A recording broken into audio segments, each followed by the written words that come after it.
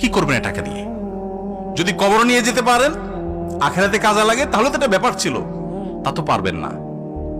আপনি বলবেন না পারলে কি হয়েছে, ছেলে মেয়ে খাবে, ছেলে মেয়ে ভোগ করবে নিশ্চিত। বহু মানুষ সম্পদ রেখে চলে গেছে, তার ছেলে মেয়েরা ভোগ করতে পারে নাই, হাতে বুতে অন্য মানুষ খেয়ে ফেলছে, আছে না নাই? সবচেয়ে বড় হতভাগা কে জানেন? আল্লাহর জমিনে সবচেয়ে বড় দুর্ভাগা, সবচেয়ে বড় বেয়াকুব এবং নির্বোধ মানুষ হলো সে, যে যাদের জন্য চুরি করবে তারাও সে দায় নিবে না। কিয়ামতের দিন ছেলে আয়সা বলবে না, আব্বা চুরিদারি ডাকাতি 2 নম্বরই যা করছেন, ঘুষ সুদ যা খাইছেন, আমাদের জন্যই তো খাইছেন, আল্লাহ আমার আব্বারা জাহান্নামে দিয়ে না, আমাদের নিয়ে যান। বলবে না ভাই, কোরআন বলেছে ইয়াউমা ইয়াফিরুল মারউ মিন আখিহি ওয়া উম্মিহি ওয়া আবিহি ওয়া সাহিবাতিহি ওয়া বানি। সন্তান বাপকে দেখে মাকে দেখে পালাবে, যে না জানি আজকে কোনো কিছুর জন্য ধরে। সবাই ইয়া নাফসি নাফসি করবে।